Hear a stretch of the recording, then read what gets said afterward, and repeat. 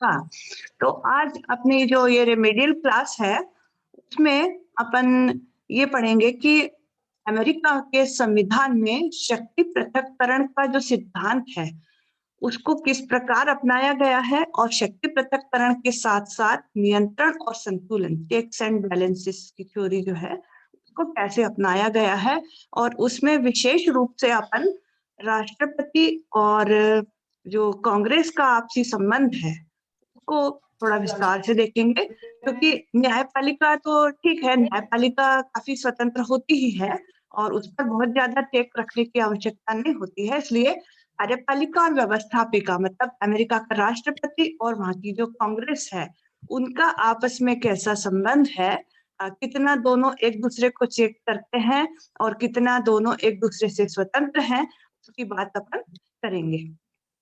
तो सबसे पहले अपन आते हैं शक्ति पृथक्करण के सिद्धांत पर कि शक्ति पृथक्करण का क्या अर्थ है?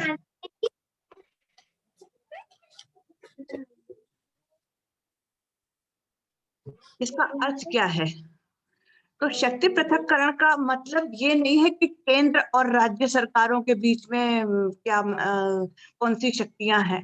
ये मतलब इसका नहीं है। यहाँ शक्ति पृथक्करण का मतलब है शासन के जो 3 काम होते हैं, कानून बनाना, कानूनों को क्रियान्वित करना और कानूनों को अ, न्याय प्रदान करना, कानून का उल्लंघन करने वाले को दंड देना। ये 3 काम होते हैं और ये तीनों काम अलग-अलग अंगों के पास हों, सेपरेट ऑर्गन्स के पास हों, तो शक्ति पृथक्करण कहलाता है। और इसके जो प्रतिपादक आपने पिछले साल ही पढ़ा होगा फर्स्ट ईयर में कि मॉन्टेस्क्यू ने इस सिद्धांत का प्रतिपादन किया था और मॉन्टेस्क्यू ने सिद्धांत का प्रतिपादन तो ब्रिटेन का संविधान को देखते हुए किया था, जहाँ पर शक्ति पृथक्करण है ही नहीं। खैर, वो अलग चर्चा का विषय है, यहाँ अपने पास समय नहीं है उसकी चर्चा करने का। लेकिन मैं आप लोगों को बता दूँ कि मॉन्टेस्क्यू से प्रभावित होकर के ही अमेरिका का संविधान उन्हीं दिनों बन रहा था। उन्होंने इस शक्ति पृथक्करण के सिद्धांत को स्वीकार किया और अमेरिका में वैसी व्यवस्था नहीं है जैसी ब्रिटेन में है, अलग है। ब्रिटेन में तो जो मंत्रीगण होते हैं, कार्यपालिका के जो सदस्य होते हैं, वो व्यवस्थापिका में से ही लिए जाते हैं और अगर किसी को बाहर से मंत्री बना भी दिया जाता है, तो उसको 6 महीने के अंदर हाउस ऑफ कॉमन्स का मेंबर बनना ही पड़ता है। ऐसे ही भारत में भी है, अगर किसी बाहर के व्यक्ति को मंत्री परिषद में ले भी लिया जाए और अगर वो संसद के किसी भी सदन का सदस्य नहीं है, तो उसको 6 महीने के अंदर या तो लोकसभा का सदस्य बनना पड़ता है या राज्यसभा का सदस्य बनना पड़ता है। लेकिन अमेरिका में ऐसा नहीं है। अमेरिका में राष्ट्रपति और जो उसका मंत्रिमंडल है, वो कांग्रेस के किसी भी सदन का सदस्य नहीं होता और समझ लो कि राष्ट्रपति को कोई व्यक्ति ऐसा पसंद आ गया जो कांग्रेस का मेंबर है या तो सीनेट का मेंबर है या फिर हाउस ऑफ रिप्रेजेंटेटिव का मेंबर है और अगर उसमें से वो उसको मंत्री बना लेता है तो फिर तुरंत उसको वो मेंबरशिप छोड़नी पड़ेगी हाउस ऑफ रिप्रेजेंटेटिव और सीनेट की जो मेंबरशिप है वो उसको छोड़नी पड़ेगी। तो एकदम अलग व्यवस्था है कि कार्यपालिका के सदस्य व्यवस्थापिका के सदस्य नहीं होते, व्यवस्थापिका के सदस्य कार्यपालिका के सदस्य नहीं होते। तो ये सेपरेशन ऑफ पावर वहाँ पर ये व्यवस्था है अमेरिका में कि दोनों का कार्यकाल भी निश्चित है। अब भारत और ब्रिटेन में क्या होता है कि समय से पहले लोकसभा भंग की जा सकती है। अगर सरकार अल्पमत में आ जाए, तो प्रधानमंत्री क्या करेगा? राष्ट्रपति को सिफारिश करेगा कि लोकसभा को भंग कर दीजिए। ऐसा ही ब्रिटेन में भी होता है। अगर अ, वहाँ का जो मंत्रिमंडल है वो अल्पमत में आ जाता है, तो वो सम्राट को प्रधानमंत्री ये सलाह दे सकता है कि हाउस ऑफ कॉमन्स को भंग कर दीजिए। लेकिन अमेरिका में ऐसा नहीं होता। हाउस ऑफ रिप्रेजेंटेटिव वहाँ का 2 साल में चुना जाता है। सीनेट के 1 तिहाई सदस्य हर 2 साल में चुने जाते हैं। मतलब एक सीनेटर का कार्यकाल 6 साल का है और राष्ट्रपति का कार्यकाल 4 वर्ष का है। वो 4 वर्ष में ही चुनाव होता है। अगर उसके पहले राष्ट्रपति की मृत्यु हो जाती है या राष्ट्रपति किसी कारण से त्यागपत्र दे देता है, तो भी नया चुनाव नहीं होता। उपराष्ट्रपति उसका बचा हुआ कार्यकाल पूरा करता है।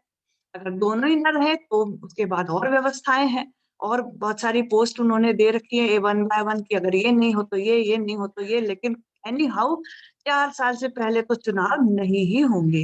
लीप ईयर में ही चुनाव होते हैं वहाँ पर। तो ये व्यवस्था वहाँ पर शक्ति पृथक्करण की गई है और न्यायपालिका तो हमेशा स्वतंत्र होती ही है और वहाँ की न्यायपालिका भी काफी स्वतंत्र है। हर देश में न्यायपालिका प्रायः स्वतंत्र होती है, किसी में कम किसी में ज्यादा, लेकिन अमेरिका में तो न्यायपालिका पूरी तरह से स्वतंत्र है। तो ये तो व्यवस्था है शक्ति पृथक्करण की अमेरिका में। ठीक है, अब अपन आते हैं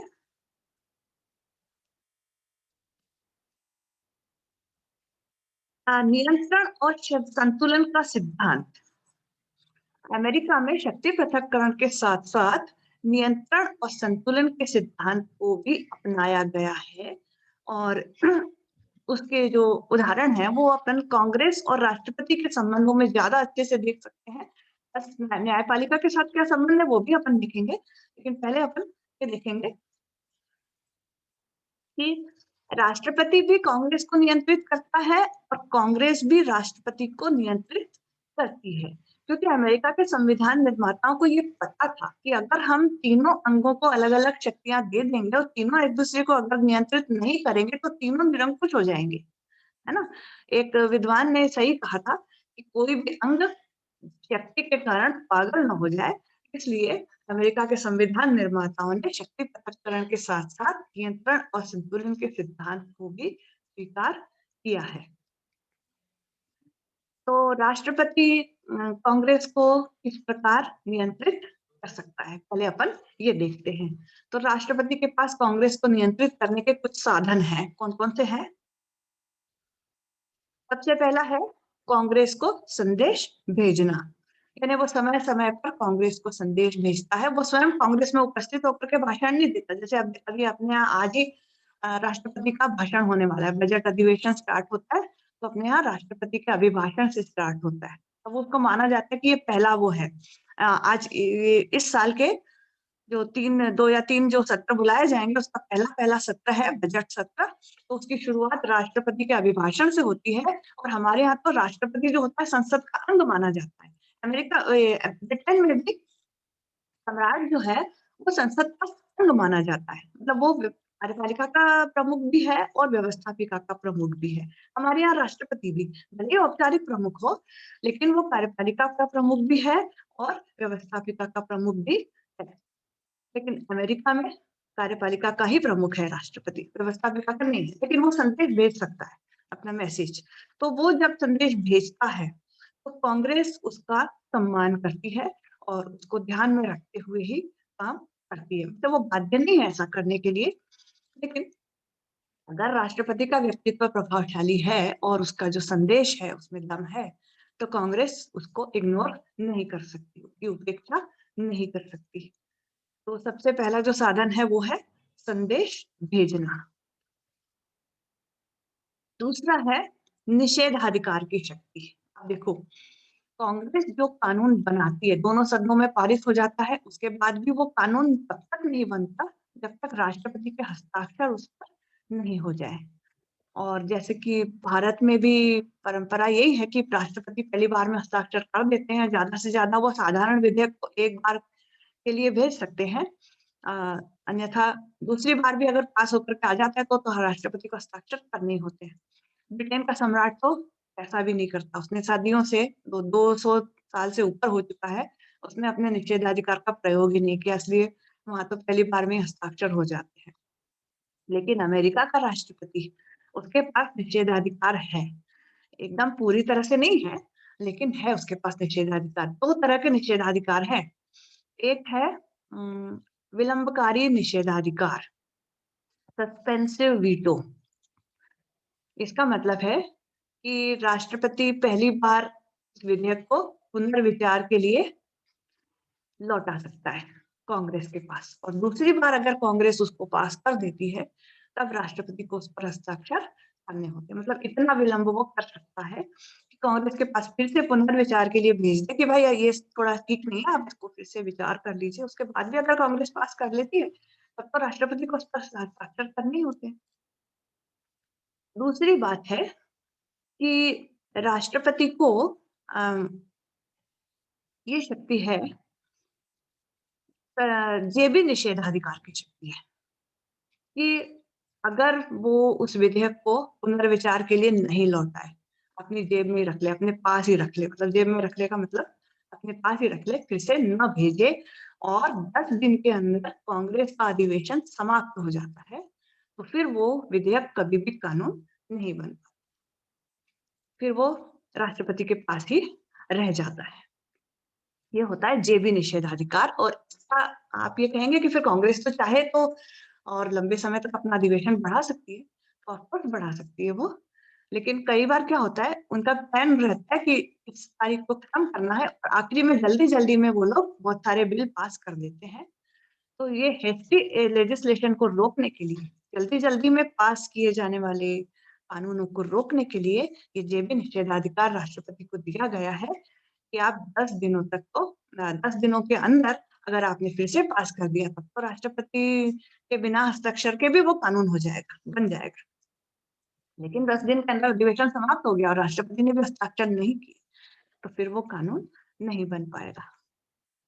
तो ये एक बहुत बड़ा टेक है कांग्रेस के ऊपर राष्ट्रपति की शक्ति से। अब और भी है इसके अलावा,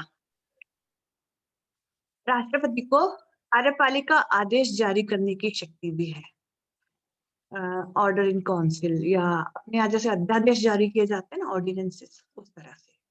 और दूसरी बात ये है कि एक होता है डेलीगेटेड लेजिस्लेशन, प्रदत्त विधायन, कि कांग्रेस जो कानून बनाती है उसमें मोटी-मोटी बातों का उल्लेख होता है, छोटी-छोटी बातें, छोटी-छोटी बारीकियां छोड़ दी जाती हैं कि जैसे आपको आपकी मम्मी ने 2000 रुपए दिए कि बाजार से ये चीजें ले आओ, लेकिन आप बाजार में गई तो उसमें से कुछ आधी चीजें उपलब्ध थी और आधी नहीं थी, तो वो तो आपके ऊपर डिसीजन होगा ना कि आप इसमें से क्या लें। तो उसी तरह से व्यवस्थापिका जब कानून बनाती है तो उसको ये नहीं पता होता कि कार्यान्वित करते समय उसको और क्या-क्या जरूरत पड़ेगी इस कानून में और कौन-कौन सी व्यवस्थाएं करनी पड़ेगी, तो वो मोटी रूपरेखा बना देती है और बाकी जो बातें हैं वो कार्यपालिका के ऊपर छोड़ देती है। तो वो उस समय वो रूल्स एंड रेगुलेशंस बनाता है, उसको लॉज नहीं कहते, उसको रूल्स एंड रेगुलेशंस कहा जाता है। और वो जो होता है राष्ट्रपति ही बनाता है। तो ये जो है शक्ति, ये भी कांग्रेस के ऊपर एक प्रतिबंध है। फिर इसके अलावा और भी हैं तरीके। कांग्रेस का विशेष अधिवेशन बुला सकता है राष्ट्रपति, जब आपातकाल हो या कोई ऐसी संकटकालीन कोई स्थिति हो या कोई बहुत जरूरी हो, तो वो कांग्रेस का विशेष अधिवेशन बुला सकता है।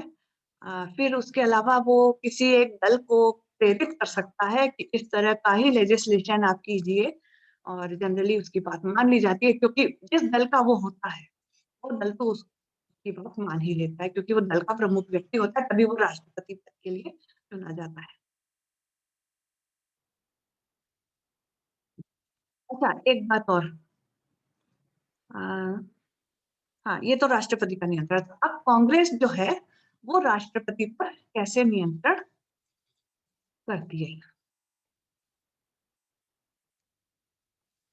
तो सबसे पहली जो आ, उस पर प्रतिबंध, सबसे पहला जो प्रतिबंध है वो है जो राष्ट्रपति नियुक्तियां करता है उस पर सीनेट की पुष्टि आवश्यक होती है।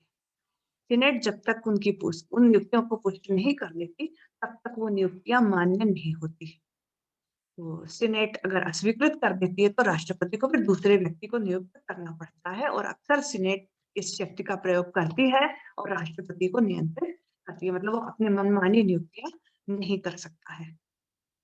यहाँ पर एक बात और है कि एक और परंपरा भी है, सीनेटोरियल कर्टसी, सीनेट के प्रति शिष्टता, कि अगर किसी स्टेट से रिलेटेड उसको नियुक्ति करना है, किसी कुछ ऐसी नियुक्तियां हैं जो वो अधिकारी उस स्टेट, पर्टिकुलर स्टेट में ही काम करने वाले हैं, तो उप नियुक्तियां करने से पहले को उस राज्य के दो जो सेनेटर होते हैं, हर राज्य से 2 सेनेटर भेजे जाते हैं, तो उस राज्य के दोनों सेनेटर्स को कंसल्ट करना है, उन दोनों सेनेट के दोनों सदस्यों से उसको परामर्श लेना है, उसके बाद उसको नियुक्ति करना है।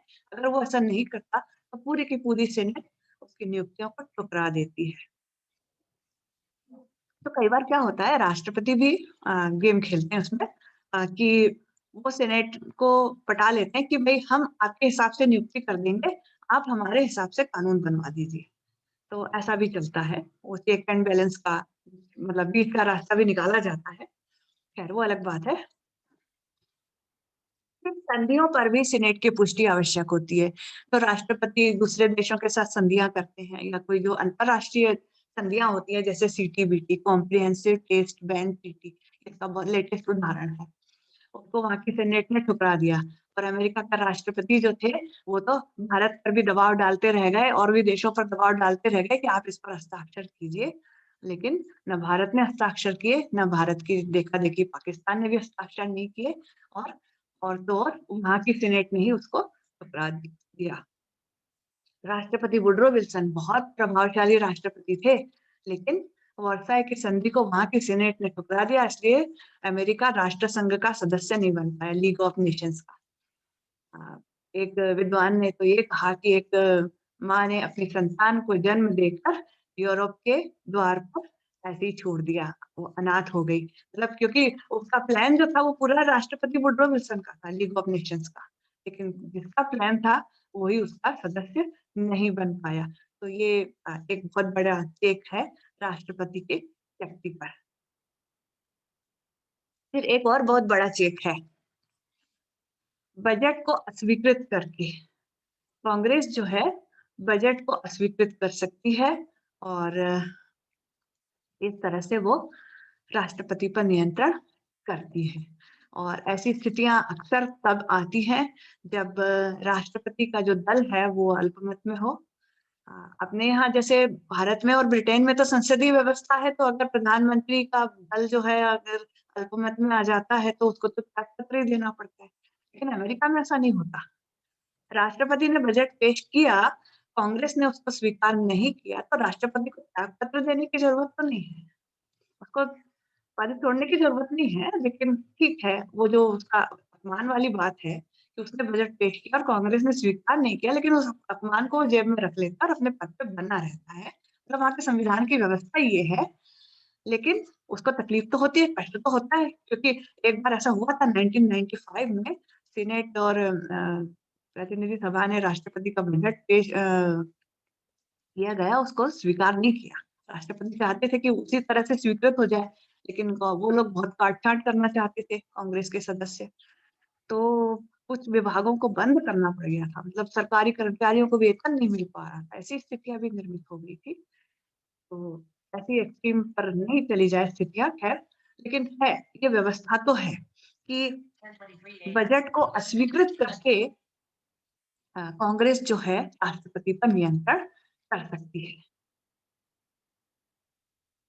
फिर राष्ट्रपति को महाभियोग लगा करके भी उसको हटाया जा सकता है। आपने अभी रिसेंटली पढ़ा होगा न्यूज़पेपर्स में कि इस पर इम्पीचमेंट एक सदन में तो पास हो गया था डोनाल्ड ट्रंप पर, और फिर से लगाने की बात चल रही है क्योंकि उन्होंने बहुत गड़बड़ियां की है, आखिरी आखिरी में कानून को तोड़ा है, कहीं कहीं हमले करवाए हैं और ये सब आरोप पर अब दोनों सदनों में सिद्ध तो नहीं हुआ है। दूसरा सदन सीनेट, जैसे हाउस ऑफ रिप्रेजेंटेटिव में तो बहुमत से पास हो जाए चलेगा, लेकिन सीनेट में उसको 2/3 मत से पास होना जरूरी है। तो ये भी एक बहुत बड़ा चेक तो है, क्योंकि अगर राष्ट्रपति बहुत ही मनमानी करने लग जाए, तो उसने बहुत बड़ा कोई घोटाला किया हो जैसे कि निक्सन ने किया था 1974 में, तो उन पर महाभियोग लगता उसके पहले ही उन्होंने त्यागपत्र दे दिया। तो ये बहुत बड़ा नियंत्रण है राष्ट्रपति की शक्ति पर, महाभियोग वाला। तो ये तो राष्ट्रपति और कांग्रेस का जो संबंध था, ठीक है।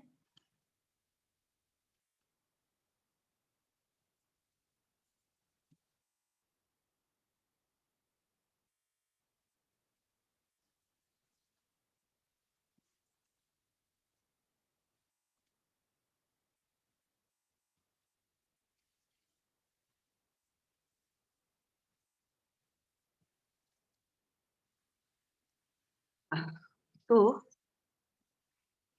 अब न्यायपालिका को कैसे नियंत्रित करती है कार्यपालिका और व्यवस्थापिका? तो न्यायाधीशों की नियुक्ति ही व्यवस्थापिका द्वारा की जाती है, राष्ट्रपति द्वारा की जाती है, व्यवस्थापिका द्वारा नहीं की जाती। स्विट्जरलैंड में की जाती है व्यवस्थापिका द्वारा।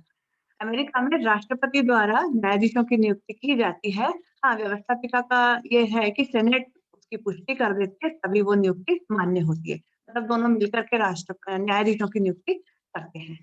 ठीक है, उसके बाद में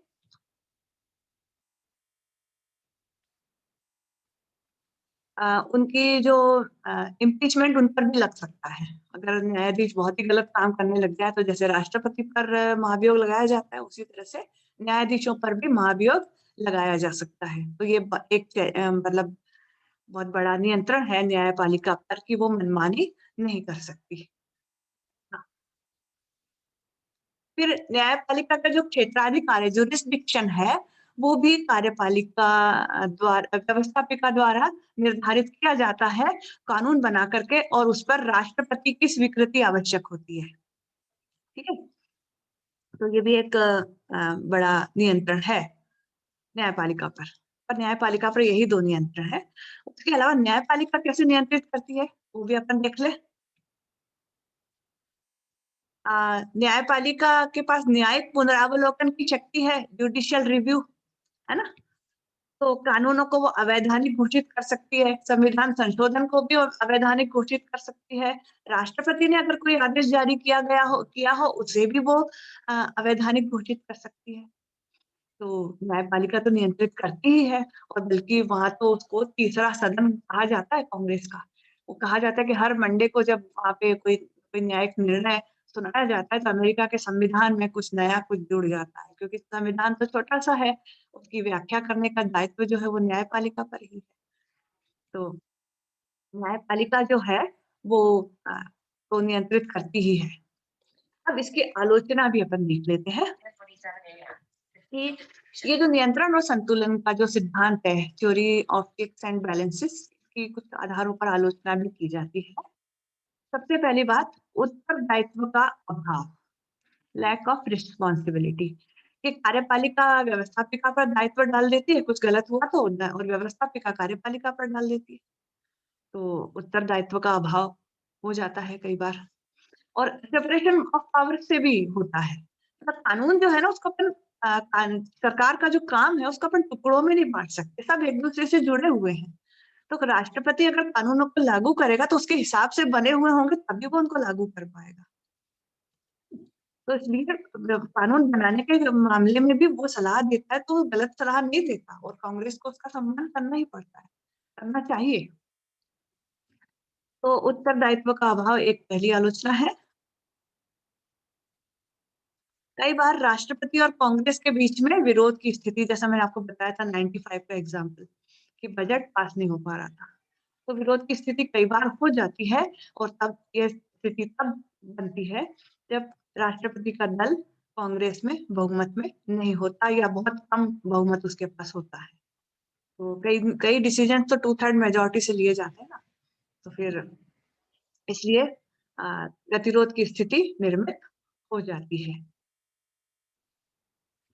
अब ये जो नियंत्रण और संतुलन का जो सिद्धांत है, इसका प्रभाव आजकल कम हो रहा है, और दोनों ही सहयोग से ज्यादा काम करने लगे हैं। और खासकर जब संकट काल की स्थिति आती है तो कांग्रेस जो है सारे दायित्व राष्ट्रपति को दे देती है, और राष्ट्रपति फिर अपने हिसाब से डिसीजन ले लेते हैं।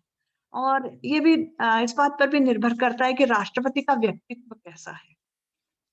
तो डोनाल्ड ट्रंप जैसा है तो फिर उस पर तो महाभियोग लगना ही है, और अगर अब्राहम लिंकन जैसा है तो फिर उसकी बात मानी ही जानी है ना। अब्राहम लिंकन ने तो अपने 7 मंत्रियों की बात ठुकरा दी थी, कि सातों के सातों खिलाफ थे, लेकिन उन्होंने डिसीजन ले लिया।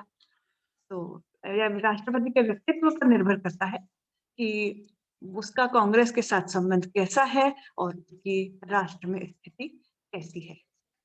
तो अगर उसका व्यक्तित्व प्रभावशाली है तो फिर उसके दल को भले बहुमत न हो तो भी उसकी बात मानी ही जाती है, उसकी सलाह पर वजन दिया ही जाता है। तो ये तो था शक्ति पृथक्करण और नियंत्रण और संतुलन। अब इसके बारे में अगर आपको कोई प्रश्न पूछने हैं तो अब आप अनम्यूट करके पूछ सकती हैं बारी बारी से अपने प्रश्न, या इसके अलावा कोई और पूछना है तो आप पूछ सकती हैं।